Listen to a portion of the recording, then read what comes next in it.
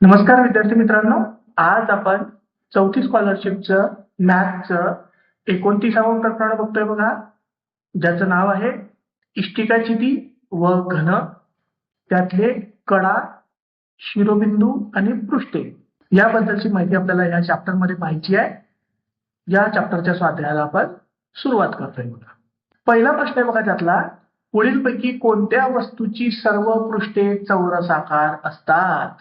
सर्व पृष्ठे म्हणजे काय तर सर्व पृष्ठभाग कसे पाहिजे?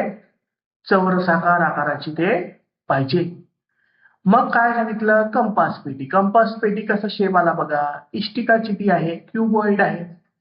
याच्यामध्ये काय आहे तर आयत बनताय, फक्त दोनच असतील ते चौरस असतील. पहा, इकडचा चौरस असेल आणि इकडचा चौरस असेल, बाकीचे जे आहे ते आयताकृती आहेत, म्हणजे कंपास पेटी काही चालणार नाही. फासा बघा, फासा कसा असतो आपला? क्यूब घनच्या आकाराचा असतो बघा. अशा पद्धतीने म्हणजे याच्यामध्ये प्रत्येक पृष्ठ जर का तुम्ही पाहिलं, की पहा हा वरचा, हा इकडचा समोरचा, हा इकडचा साईडचा, सगळे कसे बनतायत? चौरसाकार बनतायत. म्हणून आपल्याला विचारलं होतं कोणत्या वस्तूची सर्व पृष्ठे चौरसाकार असतात? तर कोणत्या वस्तूची असतात? मग फासाची असतात. दुसरा पर्याय योग्य पर्याय आहे. दुसरा प्रश्न आहे बघा, इष्टिकाचितीच्या कडांची संख्या ही तिच्या पृष्ठांच्या संख्येच्या किती पट असते? काय सांगितलं मग? इष्टिकाचिती. इष्टिकाचिती परत क्युबॉइड. काळा बरं क्युबॉइड. पहा, अशा पद्धतीने क्युबॉइड किंवा इष्टिकाचिती आपली आली. याच्यामध्ये काय काय काढायचं आपल्याला? कडांची संख्या, कड किती आहे ते पाहायचे आहे, आणि पृष्ठ किती आहे ते पाहायचे आहे. मग कड म्हणजे बाजू किती? पावर, ही पहिली, ही दुसरी, ही तिसरी, ही चौथी, त्याच्यानंतर पाचवी, सहावी, सातवी, आठवी, नववी, 10वी, 11वी आणि 12वी बाजू. अशा 12 बाजू म्हणजे 12 कड. पृष्ठ किती आहे म्हणजे पृष्ठभाग किती आहे? पहा, हा वरचा, हा खालचा 2, नंतर इकडचा 3, इकडचा 4, एक तिकडच्या बाजूचा 5 आणि एक समोरचा 6, म्हणजे किती पृष्ठ आहे? 6. काय विचारलं मग? कडांची संख्या पृष्ठांच्या संख्येच्या. कडांची संख्या किती? 12. पृष्ठांच्या संख्येच्या किती पट आहे? 6ची दुप्पट केली म्हणजे गुणेला 2 केले तर 12 येतात. म्हणजेच काय? दुप्पट आहे. दुप्पट दुसरा पर्याय योग्य पर्याय आहे. तिसरा प्रश्न आहे बघा, दोन घनाकृती ठोकळे एकमेकांना जोडून ठेवले असता तयार होणारी नवीन आकृती पुढीलपैकी कोणत्या प्रकारची असेल? दोन घनाकृती ठोकळे बघा, अशा पद्धतीने दोन ठोकळे घेतले बघा. हे दोन ठोकळे घेतले बघा. हे दोघी ठोकळे काय करतोय बघा, आपण एकमेकांना काय करतोय? जोडून ठेवतोय. अशा पद्धतीने त्यांना जोडलं. हा पहिला घन आणि हा दुसरा घन.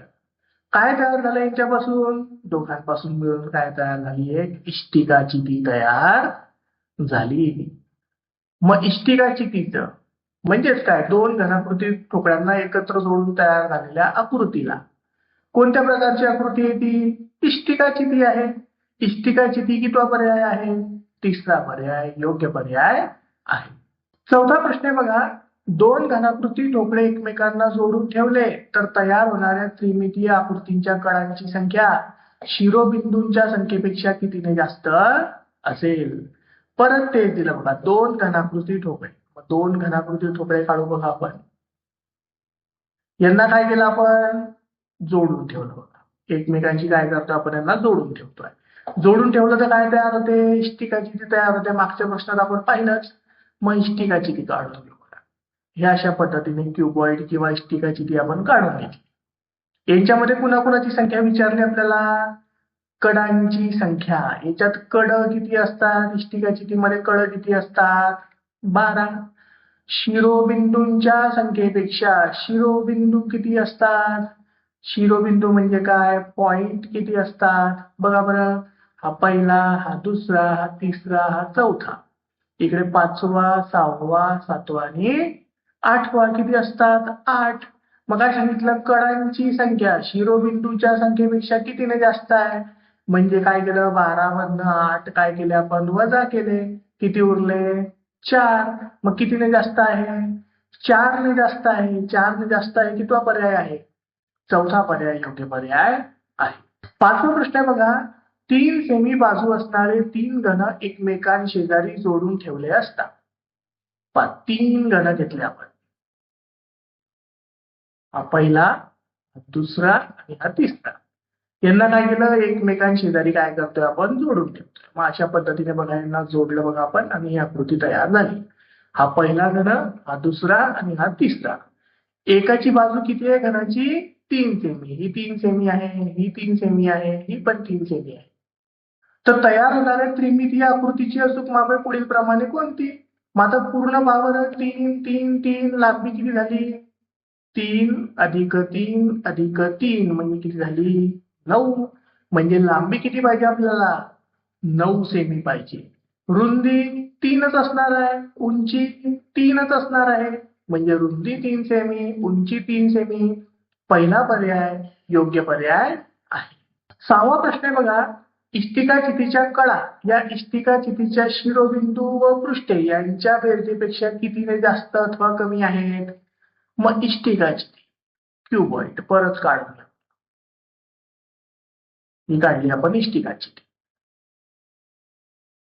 इष्टिकाचितीचं काय काय लागतं आपल्याला? कडा लागत आहेत, किती असतात? 12. शिरोबिंदू लागतात, किती असतात इष्टिकाचितीला शिरोबिंदू? 8. पृष्ठे, किती पृष्ठे असतात? 6. काय सांगितलं मग? इष्टिकाचितीच्या कडा, कडा किती? 12. ही शिरोबिंदू व पृष्ठे यांच्या बेरजेपेक्षा, शिरोबिंदू व पृष्ठे यांची बेरीज म्हणजे 8 अधिक 6 किती झाले? 14. मग हे 12 ह्या 14 पेक्षा कितीने जास्त अथवा कमी आहेत? मग काय आहे? 12 हे ह्या 14 पेक्षा 2 ने कमी आहे. 2 ने कमी आहे कितवा पर्याय आहे? तिसरा पर्याय योग्य पर्याय आहे. 7वा प्रश्न आहे बघा, पुढीलपैकी कोणते विधान असत्य आहे? चुकीचं विधान ओळखायचं आपल्याला. पहिलं दिलं इष्टिकाचितीला 6 पृष्ठे असतात, बरोबर आहे. इष्टिकाचितीला 6 पृष्ठे असतात, पहिलं बरोबर आहे. इष्टिकाचितीला 8 शिरोबिंदू व 12 कडा असतात, हे सुद्धा बरोबर आहे. इष्टिकाचितीची समोरासमोरील पृष्ठे समान असतात, हे सुद्धा बरोबर आहे. इष्टिकाचितीच्या सर्व कडा समान लांबीच्या असतात, हे चुकीचं आहे बघा. का बरं? इष्टिकाचितीमध्ये काय असतात पावर? अशा पद्धतीने जर का आपण इष्टिकाचितीचा आकार जर का काढला तर याच्यामध्ये पहा कडा काय आहे? पहा, एच्या समोरची कडा ही सारखी असेल, ही सारखी असेल, ही सारखी असेल, पण या वेगळ्या होऊन जातात. म्हणजे सर्वच्या सर्व कडा काही समान लांबीच्या नसतात. म्हणून असत्य विधान, चौथ्या पर्यायामध्ये दिलेलं विधान असत्य विधान आहे. 8वा प्रश्न आहे बघा, सोबतच्या आकृतीत एकूण किती घन आहेत? मोजा बरोबर. पहा, पहिला, हा दुसरा, हा तिसरा, हा चौथा, हा 5वा, याच्या खाली असेल इथे 6वा, इथे 7वा, इथे 8वा, हा 9वा आणि हा 10वा. किती घन मिळाले मग? 10. तिसरा पर्याय योग्य पर्याय आहे. 9वा प्रश्न आहे बघा, 1 सेमी बाजू असलेले किती घन एकमेकांवर रचावेत म्हणजे 10 सेमी बाजू असलेला घन मिळेल? मग 1 सेमी बाजूवाला, पहा बरं, 1 सेमीचा इकडे घेतला, हा दुसरा, हा तिसरा, हा चौथा, अशा पद्धतीने जात जायचं आपल्याला. आणि किती? 10 सेमीवाला पाहिजे. म्हणजे इकडच्या लाईनने किती लागतील आपल्याला? 10. आता आपण घनाबद्दल बोलतोय म्हणजे आपल्याला काय लागते? लांबी लागते, रुंदी लागते आणि उंची सुद्धा लागते. मग लांबीला 10 घ्यायला लागतील, रुंदीला 10 घ्यायला लागतील घन, उंचीला पण 10 घ्यायला लागतील. म्हणजे किती लागतील रे बाळांनो? तिघांचा गुणाकार करून घ्या. 10 गुणिला 10 गुणिला 10. मग 10 गुणिला 10 म्हणजे 100. 100 गुणिला 10 म्हणजे किती? 1000. म्हणजे जेव्हा आपण 1000 घन घेऊ त्यांना एकमेकांवरती रचत जाऊ, असं लांबीच्या बाजूने सुद्धा, रुंदीच्या बाजूने सुद्धा आणि उंचीच्या बाजूने सुद्धा, तिन्ही बाजूंनी. तेव्हा त्यांच्यापासून तयार झालेला जो मोठा घन असेल त्याची बाजू किती असणार आहे? 10 सेमी असणार आहे. म्हणून चौथा पर्याय 1000 योग्य पर्याय आहे. 10वा प्रश्न आहे बघा, एका घनाकृती पेटीच्या उभ्या पृष्ठाचे क्षेत्रफळ 36 चौरस सेमी आहे, तर तिच्या तळाच्या पृष्ठाचे क्षेत्रफळ किती असेल? काय सांगितलं आता? घनाकृती दिला बघा. अशा पद्धतीने घन दिला बघा. या घनाकृतीचं उपपृष्ठ, हे उपपृष्ठ, याचं क्षेत्रफळ किती? 36 चौरस सेमी. तर विचारलं तळाचं किती असेल? मग घनाकृती आकृतीचं लक्षात ठेवायचं बघा. सर्व पृष्ठांचे क्षेत्रफळ कसे असतात? एक समान असतात, एक सारखे असतात. म्हणजे एक जर का 36 दिलेलं आहे, कुठलंही असू द्या, 36 दिलेलं आहे, तर तळाचं सुद्धा किती असेल माता? 36 चौरस सेमी ते असलं पाहिजे. 36 चौरस सेमी कितवा पर्याय आहे? दुसरा पर्याय योग्य पर्याय आहे. 11वा प्रश्न आहे बघा. आकृतीमध्ये जर अ ब या कडेची लांबी 3 सेमी असेल. अ ब कितीची आहे? 3 सेमीची आहे. तर पुढीलपैकी कोणत्या कडेची लांबी 3 सेमी असेल? मग य र ची पहा बरं. य र आपण त्यासारखाच येतोय, म्हणजे याची किती असणार आहे? 3 सेमीच असणार आहे. ब क पाहून घ्या बरं. ब क तर मोठी साईड येते, ती काही येणार नाही. र ल सुद्धा मोठी आहे, ती पण नाही येणार.